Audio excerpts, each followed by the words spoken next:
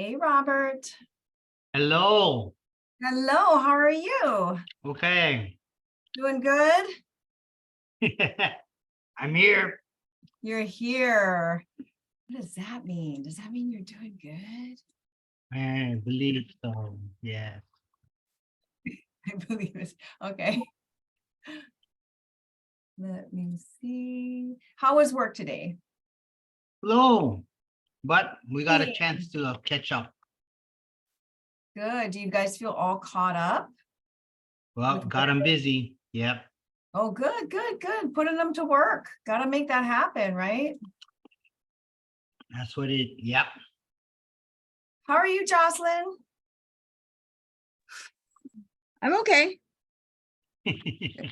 There's some moments that you go to the moments and you go, Yeah. I know we all kind of have that. I need to get this. Okay. Sorry, guys. I'm trying to. Okay, let's us start. So somebody's, oh gosh.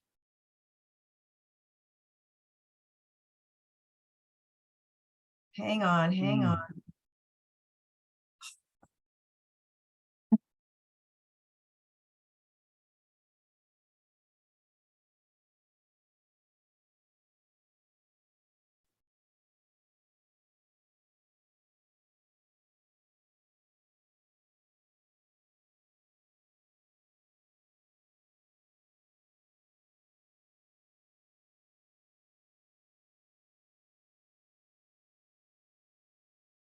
Sorry.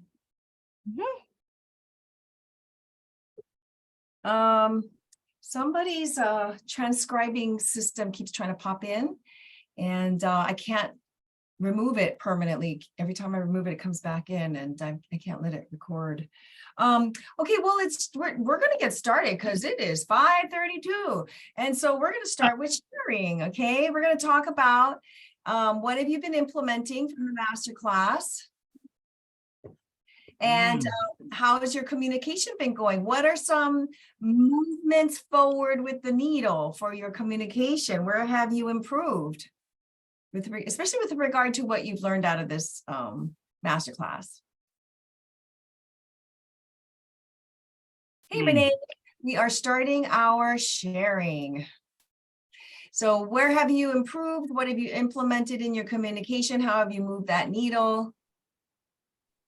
I can say that the needle has moved a little, but my tonal expressions to Auntie here, well, yeah, it's moving. It's moving, but it's a hard move. For me. It's just really, I want to get moving in the direction that we all need to go. We all want to go places and do things.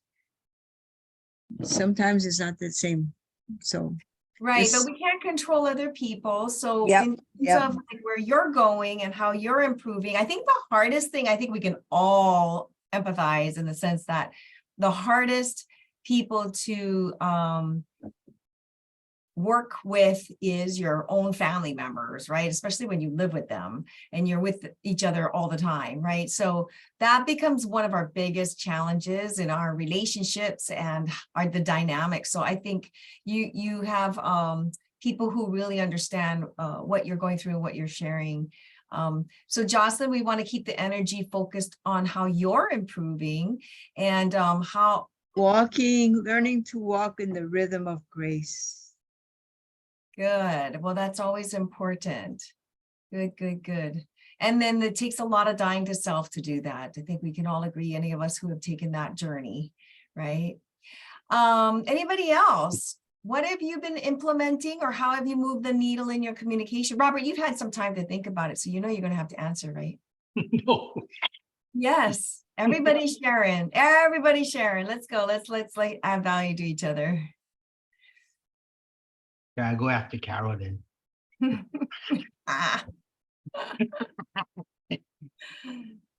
No, I just got here. You're next.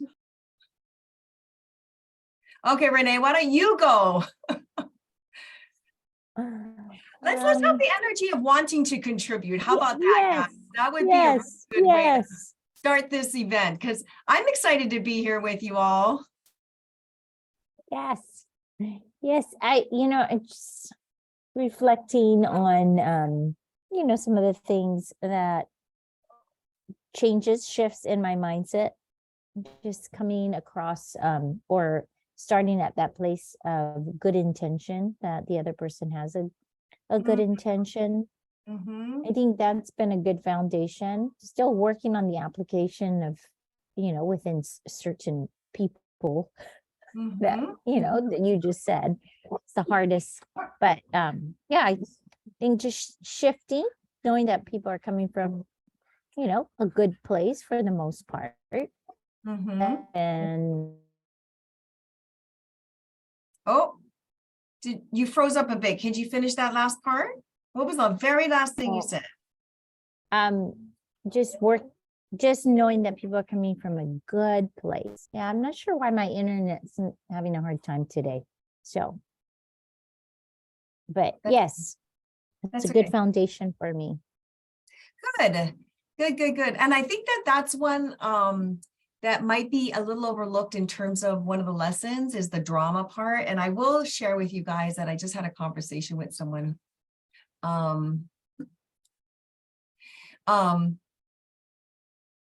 We were talking about a dynamic that was happening, and they were thinking the bigger problem was A, when the actual bigger problem was B, and they couldn't see it. And the reason was because it was the very embryonic stages of drama. And so because all communication really happens at an unconscious level, whether we realize it or not, there were things playing out on belief systems, emotional intelligence, personality type, all of that stuff. And this individual that, they didn't know that B was a problem. It all lined up with the drama. So if you started to learn the 4 pillars and you started to understand people's unconscious motivations and protocols and things like that, you're going to find that that's actually a really helpful lesson. But the light bulbs just started to go on because it wasn't the immediate issue. Right? We always look at the immediate issue we think we have to fix as the problem. And in reality, sometimes it's not the immediate issue. It's something brewing that we're not even looking at. That's the bigger problem connected to this. I don't want to go into specifics. It would help if I did, but I don't have permission to. So I kind of want to hold back on that. But suffice it to say, if you guys can review that lesson, it's going to help you a lot to understand when there's something creeping up in the background and you're looking at the wrong thing. You're being distracted by the thing you think is the problem, right?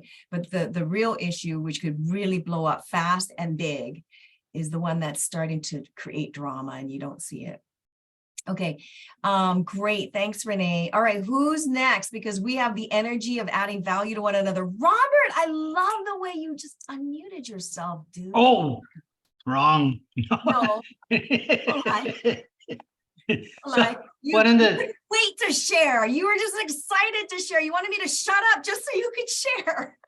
keep going, keep going. No, don't stop.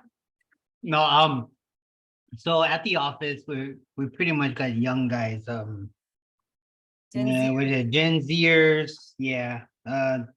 And Dell is trying to incorporate more interaction myself with them so that we can kind of see other than just things at the office, but just get to know them better. And the interacting, one of the big things John Maxwell, Minute with Maxwell had was being brilliant, not necessarily being smart, but actually just being a light so that you feel that energy that you're talking about, being Nice, yeah. brilliant. And that's hard for me. But Well, if you keep saying it is, it'll be hard for you. that's why I'm here. That's why you're growing and changing. There you go. But Hey, I Robert, mean, everybody has their own pace, right? So you are growing and changing, my man. Oh, thank you. Yeah, go on. No. No, don't Um, say that. Don't say that. Okay, keep going. oh, keep going. Well, I mean, What did you do? What did you do differently with this understanding? oh, Being brilliant. the work became second, and just kind of being, how are you doing, getting to them, know them, Connecting. more personable. Yeah. Yeah, and they tend to open up more rather than me doing all the speaking, and they're absorbing it, but not very much feedback. So that was good. Good. That is a super big win for you, and I'm All excited for you. right. Thank Way to you. go. Way to go. All right. And there's more conversation coming up in this evening, Robert. So you need to converse at least once in every round. We have about 4 more rounds coming up. All right, Nam and Carol, what have you been implementing from our masterclass, and how's it going? I really like when you talk about drama, that lesson on drama. I really, really liked that. I thought it was so helpful. And it's just really important to kind of remember. I'm trying to look at my notes on that, but what Renee said was assume good intent, because sometimes good intent doesn't look like good intent. And it's really hard to assume that. So I think in a situation that didn't happen to me, but that happened, that I'm externally a part of, I have to keep reminding myself that sometimes a person doesn't mean to cause the drama, even though they do, because they do have good intent. But there's sometimes things that externally are happening outside of the way they view the world or themselves or whatever that shifts. And so it's not intentional, but people can act a certain way that it can be very hard to understand. And so I think for me, though I'm not involved in this situation, I am in a way to be able to continue to tell myself that it's good intent. Sometimes it's just good intent, but that went wrong, for various reasons, so that I don't fall into the whole drama, right, of taking offense and getting angry and all those things. So I think that's been a good, I'm not done processing that, but just that whole, I keep thinking, assume good intent, because I think most people do have good intent. It just might come out a little sideways sometimes. So I've been letting that in just my personal kind of interactions. Yeah. Yeah. And I like what you're talking about, because it doesn't mean that because you're assuming good intent, but their behavior is challenging, that you don't have an emotional response to the behavior, right? But it's just that you're not blaming them. You're not, making the molehill. Mountain out of a molehill. Mountain out of a molehill. Yeah, that you're not making a mountain, right? So then the question becomes, well, then how do I deal with my emotional response to the behavior, even though I believe that there is good intent, they're just coming out sideways, but I'm being affected by that emotion, whether you are directly or indirectly affected by it. And so part of it is going back to week number 1. And what is it you're believing about yourself? What is it you're believing about the world? Because I'm going to talk more about this in our last week. It's so important to understand that all communication happens at a subconscious level. Not some, all of it, right? Perceptions, filters, belief systems, all of it. And so if we don't take care of ours first, it's really hard to be able to manage our emotional intelligence, our self-awareness, all of that, without being able to have the tools to manage it for ourselves. The inductive reasoning that I've taught some of you is also a really helpful tool. I just used it the other day. So it doesn't mean you're devoid of a emotional response. It does mean now you're responsible to deal with that in a healthy way while still claiming good intent, right? All right, Nam, bring us home. So for me, I like to be more direct when especially if there's a situation like a conflict. I like to just say, hey, there's a problem. But I've been trying to be aware of other people not necessarily being responsive to that. So there's a kid, and he's been bullying my son, but secretly, he acts really cool in front of everybody else because his mom and I are somewhat acquaintances. But then I found out a little bit more. So she kept trying to get us to hang out. Oh, got to get the boys together.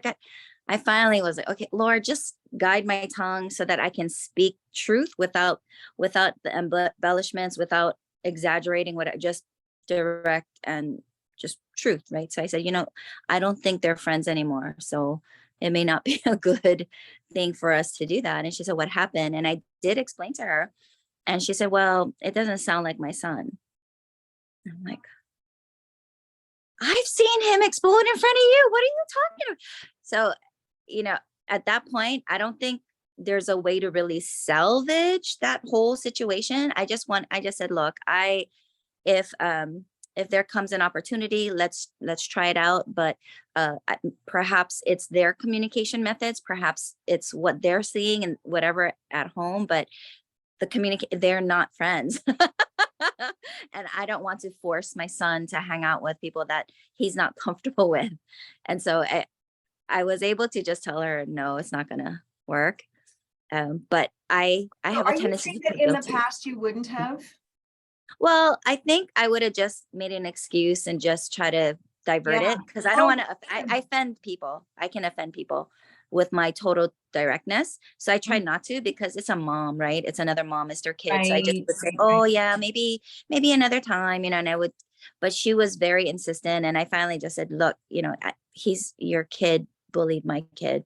This is what he said just yesterday, and I was here.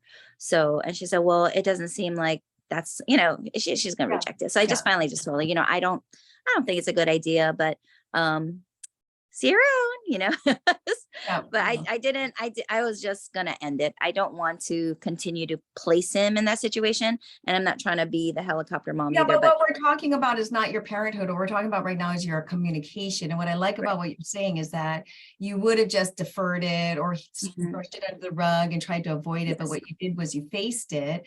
What I also like about what you said, Nam, was that when she was getting a little bit ruffled, as a lot of parents do, because that's why it's a scary conversation to have, right? Is that you went, hey, look, maybe it's just the way they communicated. Maybe there's a miscommunication on their part, but at this point, this is what it is.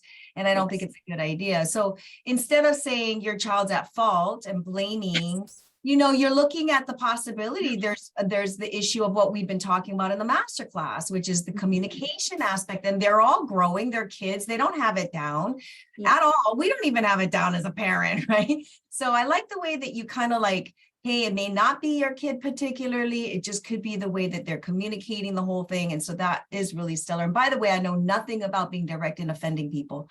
So. Why are you laughing? No, I'm just kidding. Love you. Yeah, I'm just kidding. I'm just kidding. So good on you. Thank you for sharing that. Okay, so what we're going to do is we're going to go into our lesson for tonight. Give me a second. I thought I had this queued, then I had to go somewhere, and then it disappeared. There we go. Hope you're all with me.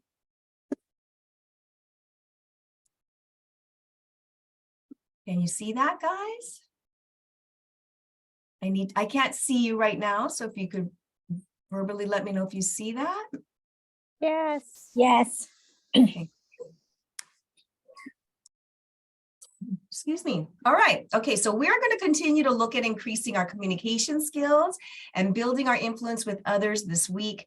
And this is part 2 of our last week's topic, which is building a multi-generational relationship within the workforce. Okay. Now, because of various generations thinking differently, building rapport between the generations can be a bit challenging. Because just like when we need to consider somebody else's DISC profile, and then we have to adjust our communication, that's exactly the same when we're considering somebody's generation profile. Because last week we just did a profile on what each generation is experiencing growing up. And even if you personally are not facing miscommunication, in a multi-generational workforce. Some of this, some in this group are experiencing that. So I want you guys to just add your thoughts to the conversation in a way that will add value to someone. Like, not saying what you think they should do if you haven't been there, but to say how you're experiencing different things or sharing, your thoughts about, I'm wondering if this, or do you think this, ask a question. So add value to it, even though you may not be experiencing it, okay? And that's going to help this cohort a lot. So let's dive right in about how to communicate, build rapport, and be an influencer among different generations with the following helpful steps. And we need to start by realizing how much we share the same goals, no matter what generation we're from. We just prefer different models or ways to reach those goals. So acknowledging where you're similar before you point out where you're separate is going to be helpful. And that applies to every difficult conversation, doesn't it? That's exactly what we're going to be covering in the next mastermind on influence, is how to be able to come to the points of likability, like where are you similar without breaking rapport. And that helps you to be able to gain influence over a situation. You can also explain your temperament and the style your style when you're giving feedback. So people from any generation can benefit from understanding you based on your temperament. So share that with them, no matter what generation they're in. Share about how you filter. Let's say you're a C and you need more information. So you're going to explain to them about how you filter and relay information. You're going to say, before we go on, it might be helpful for you to know that I usually, because of my personality type, I usually like to ask a lot of questions about what I just heard, so I make sure that I understand. And you could go on and say, this has nothing to do with me feeling that I'm against the idea or that I don't agree with you. It's just how I process the information so I can contribute to the conversation. And that's kind of what happened with me when I had to have that conversation with the Allstate insurance agent. I think I mentioned that a couple of weeks ago because we were going back and forth in email and it was getting very wonky. So I asked for a personal meeting. And when we got on the phone, she said she felt like I was judging her for being unwilling to have a conversation with me, which was, sorry, but I kind of wanted to laugh because it was exactly what I've been preparing. Several weeks ago, I was preparing this. So it's so true. And we just talked about that, Renee and Carol, about making assumptions, right? And it's so easy to make assumptions when we're conversing, on email or text. So I had to explain my temperament. I had to explain my background and give her some context so she knew I didn't even think that way at all. In fact, I actually appreciated her timeliness in answering my emails and that sort of thing. So I affirmed, I validated, and then we went into the situation. So we're going to look at what each generation contributes tonight. Tonight, we're going to look at what each generation contributes to the team and how to communicate with them effectively based on their generation. And while I go through these scenarios, again, even though you may not feel the same as the sample that I'm going to be using for your generation, remember that we are addressing understanding how someone else is processing or experiencing things. This is what this whole thing is about. Awareness about what's going on for us and awareness about what's going on for other people. And this will elevate your effectiveness. So just because you don't resonate with the scenario, I want you to still be able to contribute. So our first scenario, we went through the profile, if you will, of a baby boomer. So this is Wayne. Now let's look at him. Wayne is 68 years old and he lives in Pearl City. He isn't sure if he's saved enough to live off of in case he needs long-term care, and the cost of healthcare and long-term everything is skyrocketing. He's asking if it's safe for him to retire. He's asking himself this question: is it safe for me to retire? And while he's succeeded in the company he's been at for decades, he can't keep up with the quick changes in technology within his industry. So Wayne continues to compare himself to his colleagues, his peers around his age. He's looking at their lifestyle. He knows they're going to retire soon. And he's also asking himself, while he looks at them, he's asking himself, what is his legacy? Did he really accomplish anything significant in his career, or did he abandon his ideals in the hunt for a great lifestyle? He regrets some choices he made, reflects on how he could have been a better parent, how he spent his energy searching for success, the nice home, the Lexus, and what will life be like without his responsibilities after he retires and when he stops being a producer. And he sees his peers' children leave Hawaii, leaving his friends alone as they enter into their 70s, and he's wondering. Now, as we look at this profile and Wayne is still working, let's look at what the boomers contribute to the workplace and how we can communicate with them.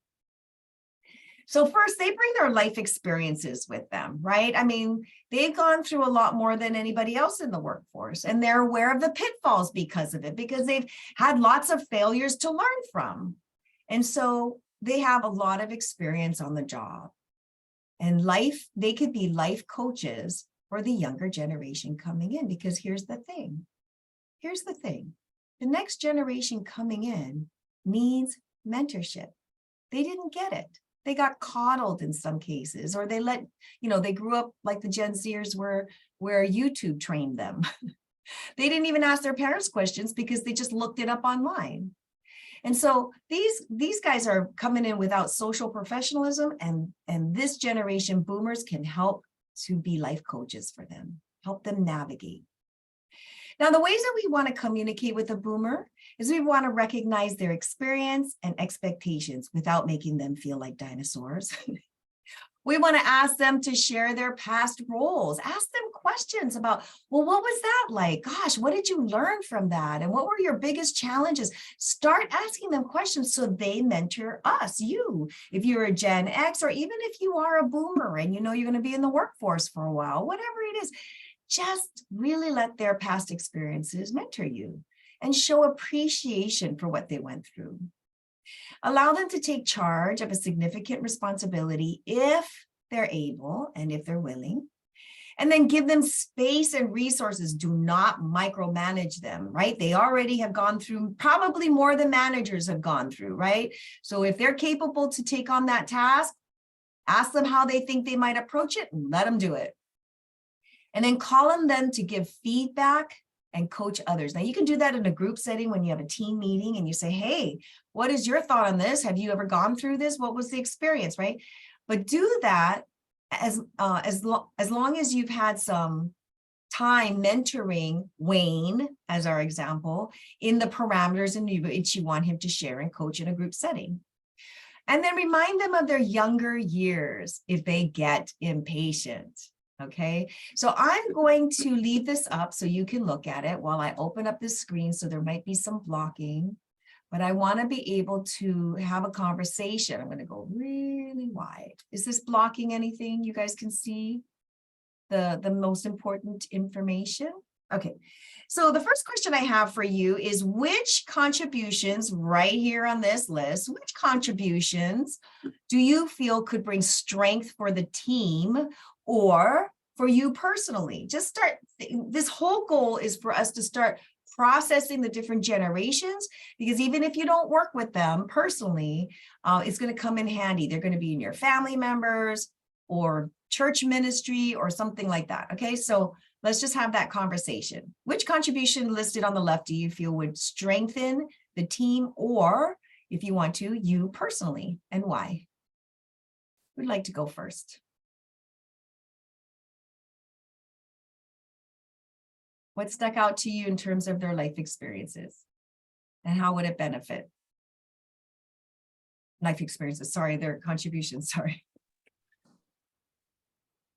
What sticks out to me is awareness of pitfalls. I think we can, if we're real authentic and honest, we can share the times we failed or the times we made mistakes or things that we did that we could recognize now were something that they may be facing. So I think just to be really I think we can bring in authenticity and an honesty, but also like being able to see ahead, because oftentimes boomers have seen more. They've walked through different experiences. So to be able to just recognize that they, although maybe don't have the technology that a younger generation has, they have a lot of life experience to offer. So they can offer, like, thinking about these different things that might go wrong. How do you handle these issues that a different generation might not even recognize or think about it all. So that really Yeah. stood out. Yeah. Anybody want to add to that, or you have a different one? Which one of the contributions stand out to you, and how can it contribute to you or you personally or your team? Experience on the job for two. Yeah. Yeah. Why is that standing out to you? How is it? I think just like what Carol was saying, that experience can actually show a pathway for the young person, even though they're not actually gonna follow it. At least it'll it'll give them a little bit more stability uh, in whatever they're going to do, if it's within that job, and Yeah. maybe even create another another experience that makes it easier. Yeah, like a shortcut or leveling it up in some way. Is that what you mean? Yeah, like for us, we do the simple Excel, but then the younger persons, they grew up doing that reports, and now they can do uh, a higher level of Excel. It makes it easier to collate information. Oh, Yeah. you're talking about a younger person helping a boomer. Pretty much, yeah. Okay, then- we're gonna get to that in a little bit. So yeah, but thank you. Experience on the job. That's really helpful. Renee. I'd love to hear more about their failures, how we can learn from them. That would be a huge contribution to the workplace. Yeah, I think so too. And I think asking them the questions, because they're not going to sit there and think about how I should share with you my failures, right? But I think they'll be happy to share it if you have that relationship to ask, right? I will tell you that I have several boomers on my team, and they, Robert, back to your experience on the job issue. Well, all of this, even the awareness of the pitfalls. I mean, they have been working in the DOE for over 30, sometimes 40 years. So what they contribute is excellence. They contribute excellence. I mean, you cannot get work ethic like that. The boomers are just far surpassing work ethic. I should have put that down, actually. Now, see, I have to talk to all of you guys, and then it starts to come to my head.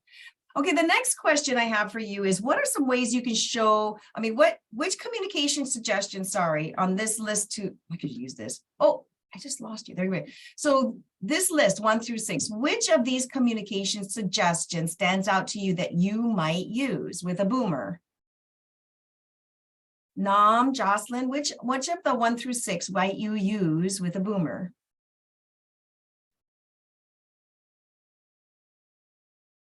I can say, don't be impatient, because we all went through it, and give us a little bit of space, because no matter what you do, there's just going to be some wonky parts in everything we do, and just be kind.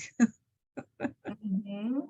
Yeah, let me help you out, Jocelyn. I think that's a really good choice.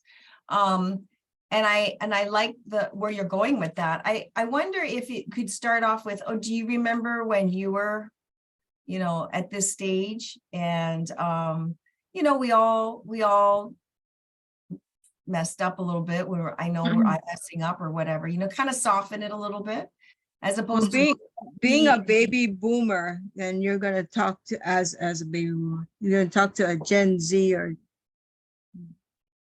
it's like talking to your grandkids. No, it's the reverse. It's the reverse. So people are talking to you, let's say you as a boomer. This is how to talk to a boomer. So it's gonna have, I'm coming at it. I was going to get around to that.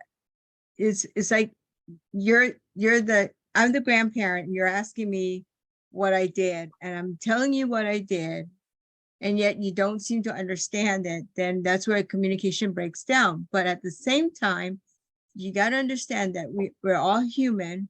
We've gone through lots and lots of failures, experiences. I'm trying to tell you this is how we did it. I mean, you might have a different outlook on it. Yes, as a grandchild, you will have a different outlook because it's a different time. We didn't come up looking for answers on Google or YouTube or whatever until recently. So you got to give us a little bit of grace. But yes, as you're talking to me, as a grandchild talking to understand that grandparents, baby boomers, whatever you want to call us, we're a little slower in we would excel in different places, but we're still a little slower in the technology field. And that's going to slow us up a little, but you have to have a little bit of grace. Okay, so as a boomer, you're asking the younger person to be patient with you because you have to learn these things that they're talking so fast. Got it. Okay. All right, great. Thank you for sharing that. All right, Nam, your turn. Actually, I work with a boomer right now that she's helping me with my business. And it's funny because I'm so excited about like all this new business and this new project, and I'm just trying to throw her right in the middle of it as if she's not a boomer, like she's going to be that hungry. And that's why like the number 3, I think is really important, is allow them to take charge of a significant, but only if they're able and willing, and I had to kind of pull back, and she had to confront me actually. Nam, I'm just really not there, and I would love to do this part of it. So I dialed it down, and now she's just really in charge of one small area versus like being like the main runner for the whole project and that kind of stuff. So yeah, it's just, I think that's important because they're in a different space, right? I mean, I'm already 52 years old. I'm ready to take it down a notch too. Not yet. There's too much God wants to do with you. Okay, that's a good point in terms of being able to implement that. So I'm going to shrink this window down and we're going to move forward. Okay, so the next one is the profile. With the profile that we shared last week about Gen X, this is our sample Gen Xer. Oops, where did that box go? Okay. This is Carol. All right. So Carol is 48 and not that far away from you, by the way, Nam, and manages a very productive team at work. Okay. She's a single mom who finds ways to manage her kids at home with the help of family. She wants a trusting culture on her team at work and is finding it difficult since she herself struggles with trust issues. She loves Brene Brown's book on vulnerability and trust, but cannot translate that into her actual leadership. She was a latchkey kid. Her parents got divorced when she was in grade school. So no one was home when she would come home from school. And she's ended up self-sufficient, hardworking, individualistic, genuine, but guarded in relationships, and yet longs to be connected to a team. So hasn't quite been able to help her team feel connected either. So this is the profile of Carol. Let's move into what Gen X contribute to the team. They bring realism. They bring realism and pragmatic wisdom. They're authentic. They'll tell you exactly how they think about it because they kind of grew up on their own figuring it out, right? Without social media, by the way. They're going to have a balanced view and they're going to be resourceful. They've had to do it on their own. And they will have a contrarian point of view. And what's kind of nice about that is I love having people with different points of view because it helps you to be able to solve a problem differently, look at a situation with a different perspective. So these are the contributions that a Gen X brings to the team. Now be prepared because we're going to ask similar questions about what they contribute and how you would choose to communicate with them. So when communicating with Gen X, we want to listen and communicate understanding and build a genuine relationship. And, you know, Jocelyn, that's kind of what you were talking about in terms of younger generation talking to a boomer. It's all the same. We all want to be listened to. We all want to be communicated to with understanding.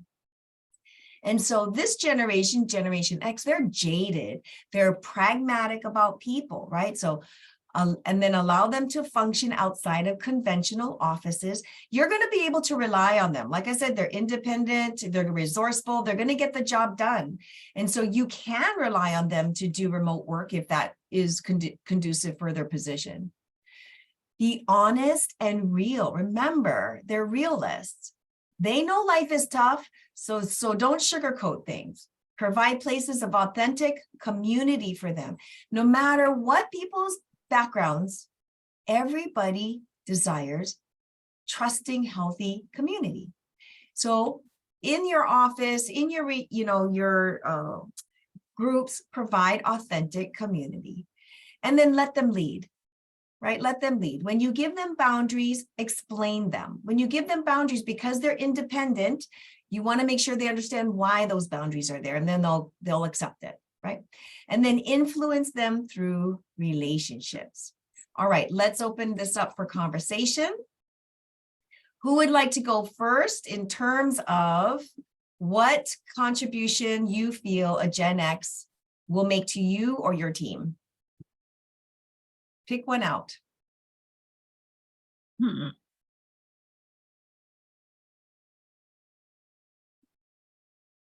I like the Mhm. resourcefulness Yeah.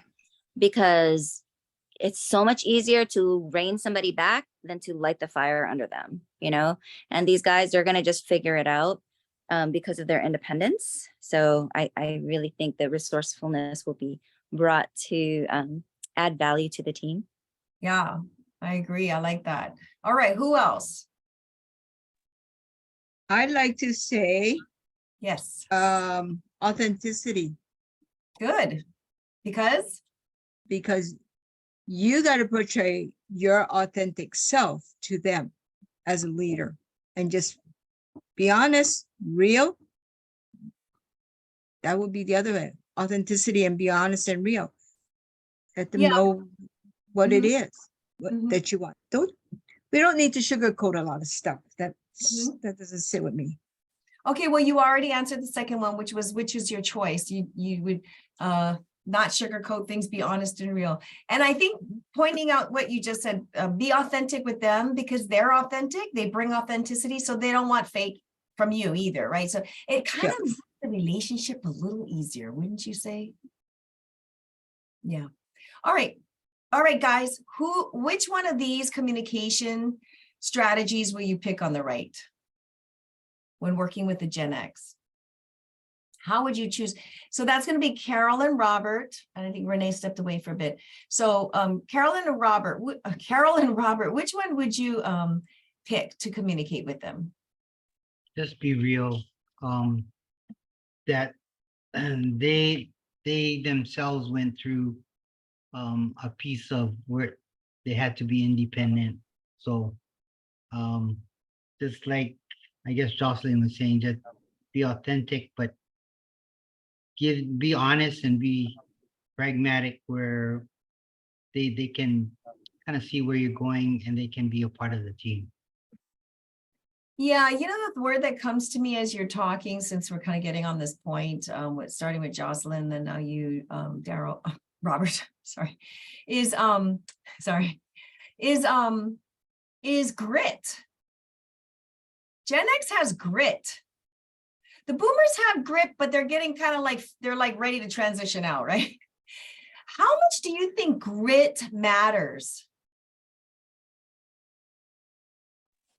Oh, I saw a TED talk on that. Did you? Okay. Yeah. Grit matters. Oh, that's what it was called.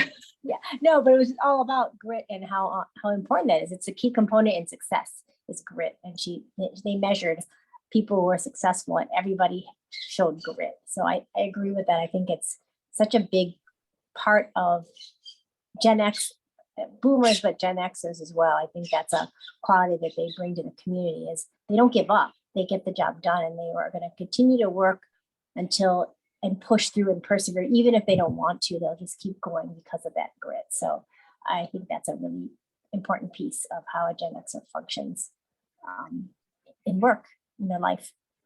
Yeah, so what develops grit? Don't think about the TEDx talk and what they said. What do you think develop? This is open. What do you guys think develops grit? Failure, hardship. Yeah, and Renee, what did you say? Struggle. Yeah, struggle. So I would say all generations to some degree or another are trying to avoid struggle. All generations are, one way or another, right? And yet that's the very thing that gives us the skill we need of grit to get things done. Isn't that interesting? We're trying to avoid the very thing we need. It's like we don't want to go to the dentist, right? So Renee, you have something to contribute? I love just the influence through relationship. I think that goes hand in hand with authentic community. Mm-hmm. Mm-hmm. And I Yeah. know that's important for them and Gen X. So that's what I would choose. Yeah. Yeah. Everybody wants to feel they have a place to belong just the way they are, right? I think we can all say we all feel like that. Okay, great. I'm going to reduce this. We're going to go to our next generation, the millennials. And based on the profile we shared last week about what the millennials have gone through in their growing up years, we're going to look at Joshua and Jessica. And true millennials fashion, we're calling them Josh and Jess. Now, they are 8 years into their career and have been friends since middle school, and they are now 31 years old. It was expected that they'd attend college, and they did, and so that they could get a good career. And when they graduated, it was tough to find a job that would take them into the career they really wanted to be in. Josh didn't find a job for 7 months. Jessica, or Jess, 4 months. So they were forced to move home after graduation. And life did not turn out as their parents or teachers said it would for them. At this point, neither of them plan to get married anytime soon.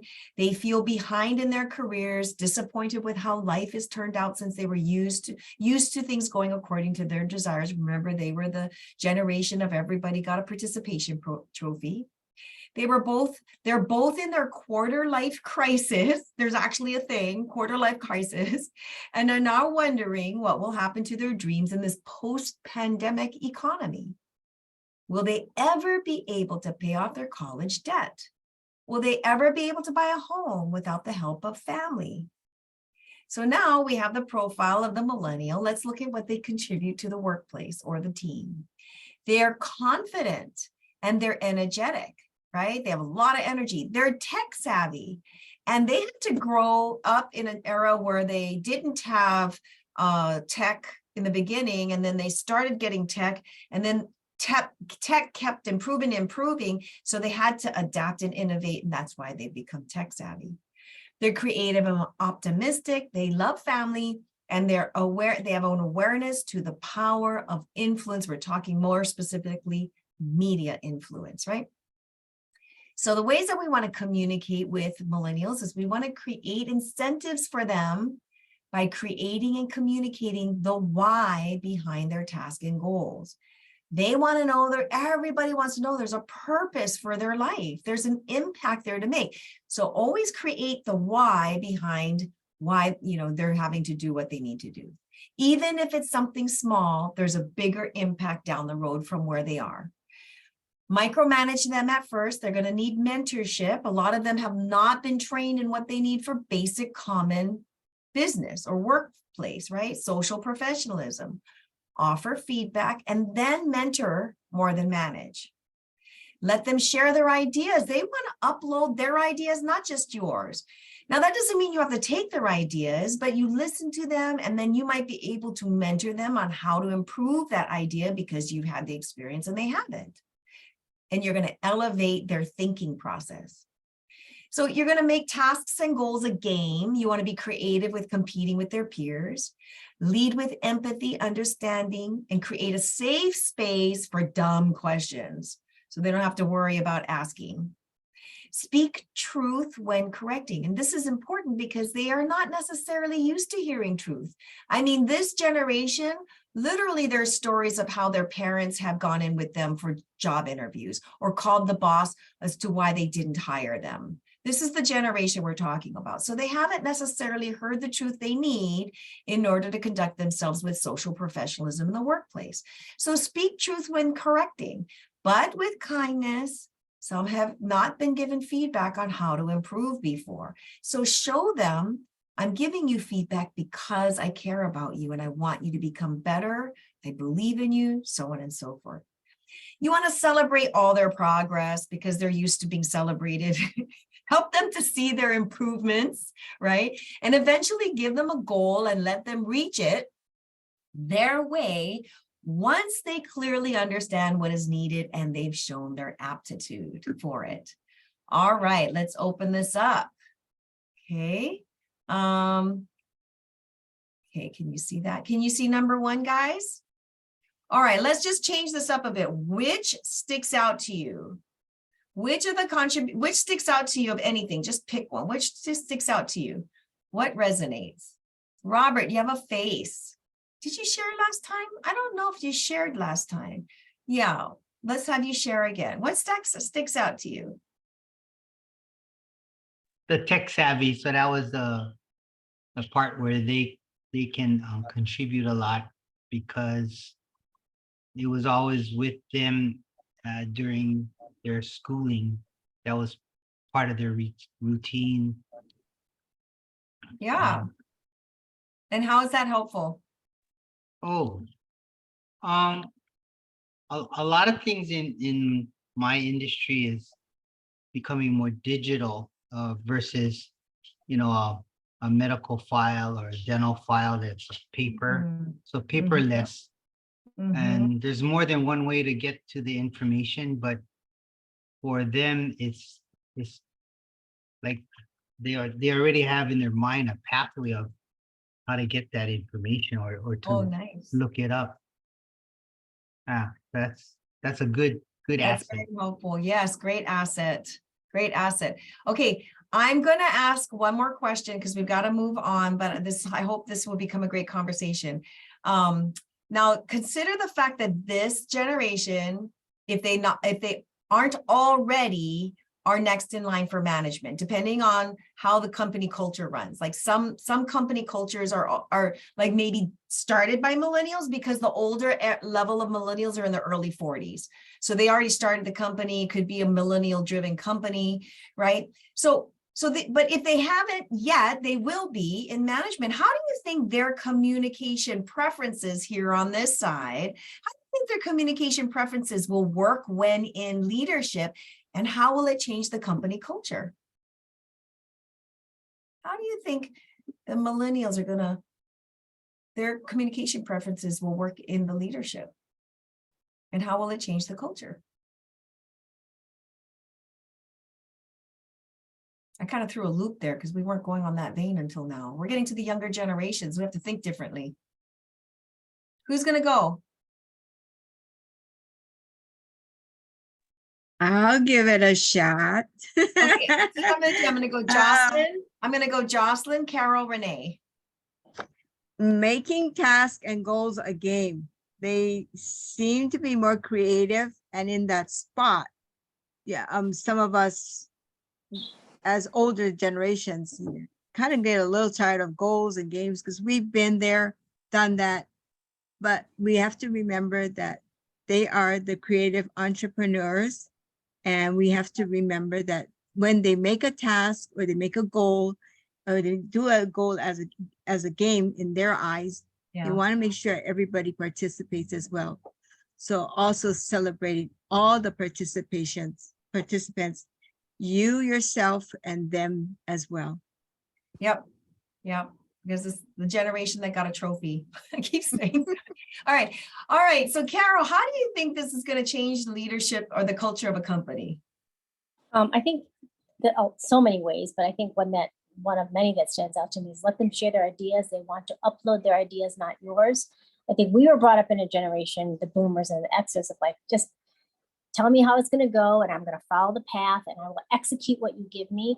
But I know when I speak to millennials, a lot of times you can see the hesitancy of like, I don't know if I really think that's the best path. So taking a step back, instead of asking them to execute your plan, what do you think? How should we do it? And oftentimes it's better or just different.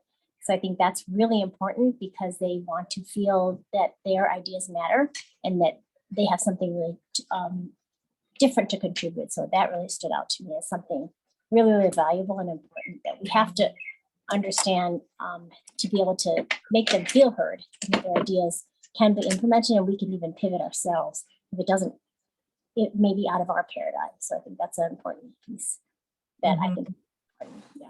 Yeah. How about you, Renee? So I guess I'm listening to the question and I'm coming from the angle where they're leading. How is it going to change leadership? So if the millennials are in leadership, what I envision a workplace to look like is really more collaborative, incorporating fun, goals. Everybody has high energy and is left to understand the higher goals and do the work. So I feel there's more freedom and collaboration and fun. Yeah, and just a little personal note here.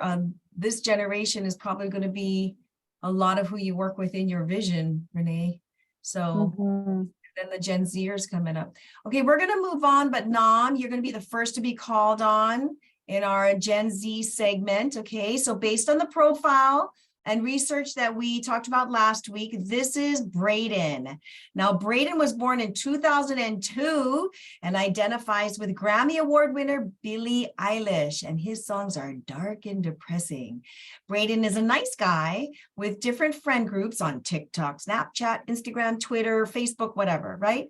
And if he were honest with you, he would tell you he's fought with depression, thought of suicide, and is not sure about his gender identity.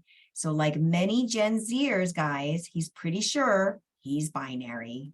He was overwhelmed by college. He was overwhelmed by life and an uncertain future, very much so, and is on meds for anxiety disorder. And he would say many of his friends take anti-anxiety meds as well. Remember what they grew up with, right? We talked about 3 recessions, the pandemic, all of those things that they were facing. He has older siblings who are millennials and knows he has to compete with them for jobs who are already steps ahead. And he is acutely aware that no adult is going to swoop in and help him because no adult had an answer for him during a global pandemic, which completely interrupted his high school life and experience. So here's what Gen Z brings as a contribution. They have a hacker mindset. They're not okay with the status quo. They want to blow it up. They're coming in, they want to blow it up, okay? They're entrepreneurial, so they're going to start something from nothing and they're going to try to turn it around and make a profit with it. They're cause-oriented, so they're very social-minded, social cause-oriented. Millennials are as well, but even more so the Gen Zers, and they're a do-it-yourself. They have a do-it-yourself disposition. It's kind of like that independent, I'm going to figure it out because I have YouTube, my phone, Google, right? They have social media cunning, and they have an extremely fresh perspective to how we see the world. Now, to communicate with the Gen Z, we want to listen to them and affirm their dreams and goals. Back to the listening, back to affirmation, right? Everybody wants to feel like they belong and that they're heard. So listen to their dreams and goals. And you're going to find some of them don't even know what their dreams and goals are because they have a bleak idea for the future. So you may have to help them discover there's a dream and goal for their life by asking questions, giving them time to think about it. Let the conversation go on for weeks or months, a little bit here, a little bit there. Start helping them to dream about the possibility of their future. You want to provide them with a sense of purpose as they perform menial tasks. There's a purpose behind it. Again, what's the why? Because it has to have a social cause behind it. And I do that with my Gen Zers who come in to volunteer. When you do this, this is how it impacts the teacher, which then impacts the students, right? Or our children. Provide short-term commitments and provide wins under their belt. Help them to focus on one meaningful objective and then pull it off. Remember, this generation is being pulled in multiple distracting directions at one time because the phone is in their hand. Encourage them to simplify their life and remove self-imposed pressure. You can only really do that if you've gained trust. Once you gain their trust and you're authentic, they will want to be mentored by you. Discuss personal values. Maybe they don't know what values are. Help to pull that out. Talk about what they value that are good values and then help them become value driven. So we're talking about mentorship here without them realizing you're mentoring them, right? Build a relationship with them and you will get their trust. Okay. So what I wanted to start this conversation off with, or this dialogue off with, is what will you have to modify in your way of thinking to provide the culture needed to help Gen Z as a team player? What are you going to have to modify in the way that you think? Not the way they have to modify. What do you have to modify? Nom. Whew. This one is really tough because I'm more the generation of the resiliency. Like, just don't give up, get up, do it again, get up, do it again, fix it, that kind of stuff.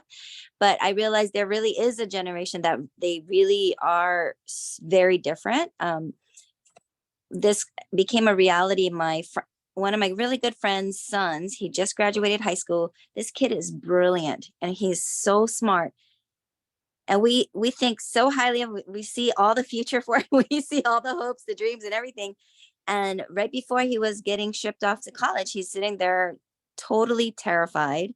He's doubting even whether or not he's even going to the right college, going into the right, it was really surprising. So when I saw that, I realized, like, oh man, my way of managing these kids, because I kind of do it to my kids too, is like, hey, suck it up, and you just figure it out. I think we're going to have to become more of a guidance counselor in order to tap into, because he's brilliant kid, right? But in order to release that brilliance and release that gift and release all those talents, we're going to have to, I personally, I'm going to have to change my mindset and become that softer, gentler counselor. Well, some people need tough love, but it has a lot to do with the tone and the word choices, right? But direct is, I wouldn't necessarily throw the baby out with the bathwater, just in case you're thinking that. Yeah. Okay, anybody else? What do you think about what Nam just said? Like, we really have to start learning to develop our skills as a guidance counselor. And it's so true, right?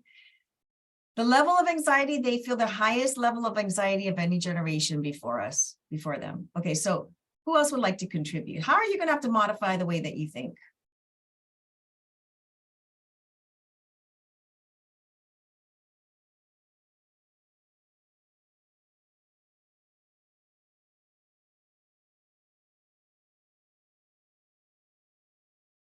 I would like to be less task oriented with them. And build their trust, just get their trust by building a relationship, giving them small projects to work on. And even if it takes longer than we think, there is no timeline. We cannot put them on a timeline. Maybe not in the beginning. As they mature, the goal is to guide it, be the guidance counselor to where they start. Yeah. That's good though. That's good. Renee. So, in order to build a relationship with them, like I think I need to learn how to, like, what kind of questions, what's their interest, just, so asking the right questions that get them to kind of talk and develop, in order to build that relationship. I think I need to change just how I ask questions, how I converse with them. Yeah. Yeah, that's good. Anybody else? Okay, we're gonna move on. So I'm gonna come to Robert and Carol at the end where we're gonna have an overall discussion. But we're running out of time, so I'm gonna move on, okay? So we can all see that today's workforce is changing, guys, and before the rule and therefore the rules of engagement that govern the workplace are changing. This impacts our kids, right? This impacts just so many other elements of our life. And to make it into the future, we need to pivot and adapt because this generation coming up honestly needs mentorship. So we'll need to navigate expectations and have, oh, sorry about that little M there, but have difficult conversations with the newer generation who don't necessarily have a working understanding of social professionalism. And so we're going to have to know how to do these things so that we can navigate or mentor them into them being excellent role models and leaders for the future, right? So navigating expectations, difficult conversations, and that's what we've been going through the whole time in these various weeks. I'm going to stop share. That's all that we've covered. And next week, we're going to do a recap in a way, but we're going to talk about rapport. And so I kind of want to stop here and just say, what are some of the final thoughts that you're walking away with? What are you walking away with as we break down these 4 generations and how everything's shifting? What are some of your takeaways? Robert and Carol?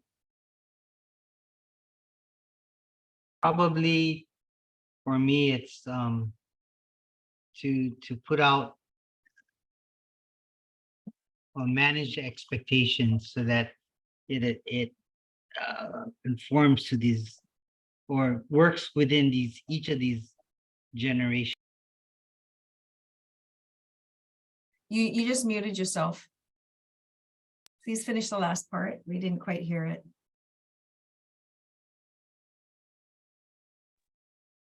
Oh, just to within each of the different generations, I think the common part is they want to feel valued, but then also from the senior side to manage the expectations.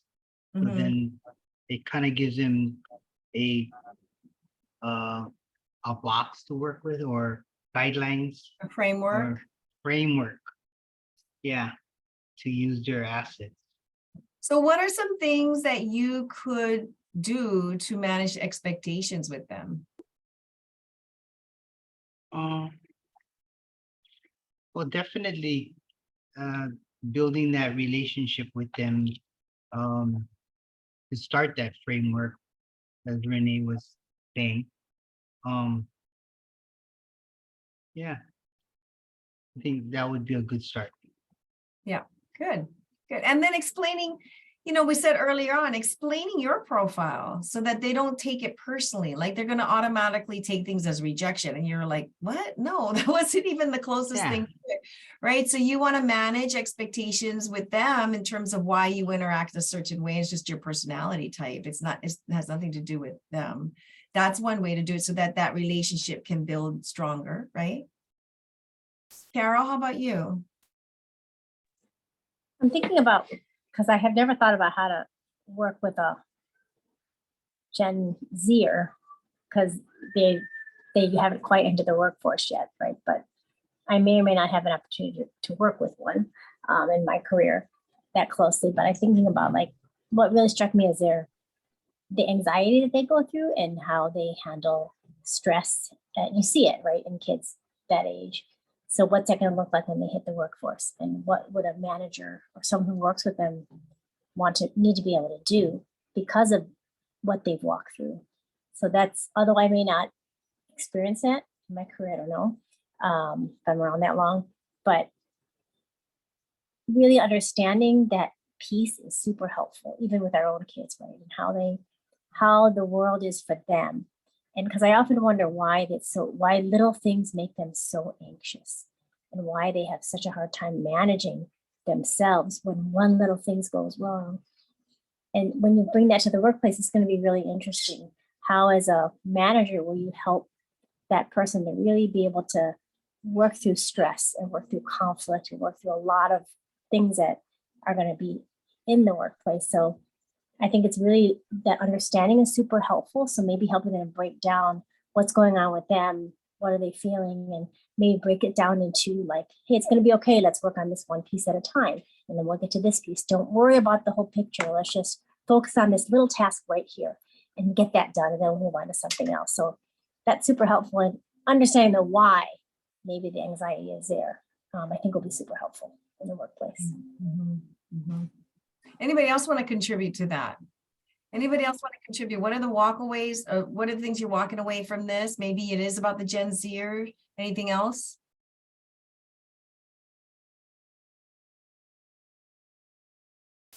It makes you wonder. Patience. I think we got to have a lot more patience. I know that's one of my weakest areas is patience. I don't have patience. So that's going to be my biggest challenge. Just like, hey, they're not just doing it because they're lazy, or they're not just acting like that because they don't want to do the work. They're really feeling anxiety, so trying to understand that part, be more understanding. Mhm, mhm. Renee? This, I guess my big takeaway is realizing that we all have the same goals. Yeah, we do. We do. We want to be in community. We want to feel listened to. We want to feel that people trust, we can trust people. Yeah. Yeah. But if you think about it, for somebody who's an employer, right, Robert? And you have to pay a salary. Honestly, this is a big issue. You have to pay a salary, 60,000, 40,000, whatever, 70,000, because I pay salary, right?